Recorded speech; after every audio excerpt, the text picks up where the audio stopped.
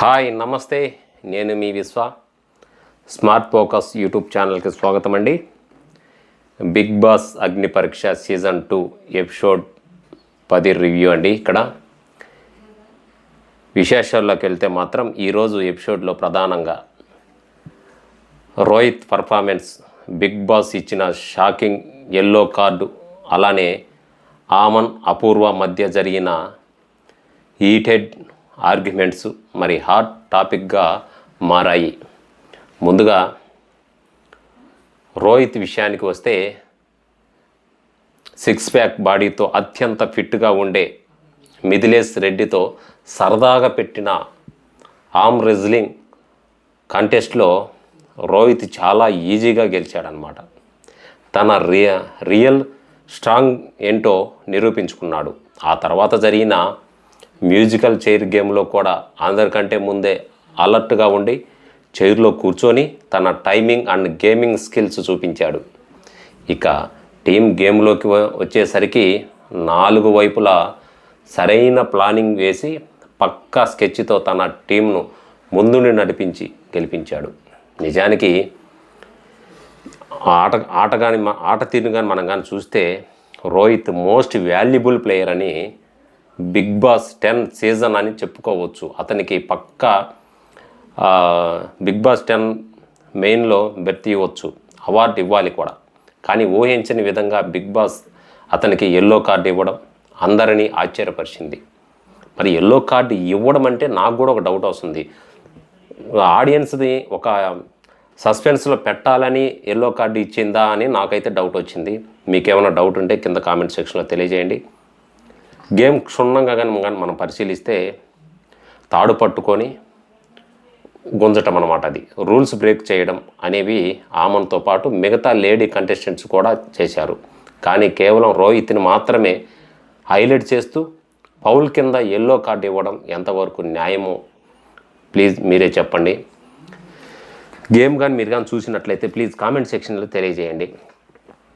ఇక మరొక major highlight ఏంటంటే ఆమన్ మరియు అపూర్వ మధ్య జరిగిన తీవ్రమైన వాగ్వాదం. ఇద్దరు ఒకరిపై ఒకరు గట్టిగా అరుస్తూ తగ్గేదేలే అన్నట్టుగా పోటీ పడ్డారు.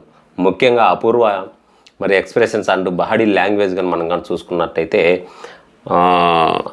పోయినసారి ఏదో ఉందబ్బా, సీజను 8లోనో 7లోనో కంటెస్టెంట్స్ గుర్తుకు రాక మన గుర్తుకు. ఇక బిగ్ బాస్ ఎలిమినేషన్ వ్యూహాల విషయానికి వస్తే మాత్రం మొదటి నుంచి కూడా గమనిస్తే షో మేకర్స్ వివాహిత కంటెస్టెంట్లను ఒక్కొక్కరిగా బయటికి పంపేస్తుంది. పెళ్ళి అయితే దయచేసి పెళ్ళైన వాళ్ళు 99% మీరు బిగ్ బాస్ అప్లికేషన్ పెట్టుకోవటం అది రాంగ్ అని నాకు అనిపిస్తుంది. పెళ్ళైన లేడీ కంటెస్టెంట్ ఎవరైనా ఉన్నారంటే, ఎందుకంటే అక్కడ మొత్తం పులిహార వ్యాపారం. ఎందుకంటే లోనా పోయేది వాళ్ళకి రేటింగ్ కోసం ఇవే కావాలి కాబట్టి వాళ్ళందరినీ బయటకు పంపించే ప్లాన్ చేస్తున్నట్టు నాకైతే అనిపించింది. అనిపిస్తే ఉంది కదా మనకు బాక్స్ కొట్టేయండి. మరి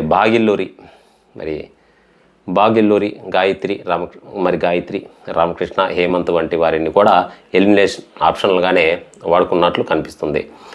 చివరకు బాగిల్లూరి గారికి జట్టు మరి బాగి గారికి మాత్రం జుట్టు మరి కొరిగించే టాస్క్ చేయించి టాప్ మరి ఆకర్షణంగా మార్చి చివరకు ఎలిమినేట్ చేసి పంపించడం కొంత విచారకంగా. ఏదైనా కొద్ది రోజుల వ్యవధిలోనే కోట్లాది తెలుగు ప్రేక్షకులకు రీచ్ అవ్వడం వారి ప్లస్ పాయింట్ అని అనుకోవచ్చు. ఇవి ఈనాటి బిగ్ బాస్ ఎపిసోడ్లోని ముఖ్యమైన విశేషాలండి. సరే, మరిన్ని లేటెస్ట్తో చూస్తూనే ఉండండి. ఏదో తెలియక చెప్పాను.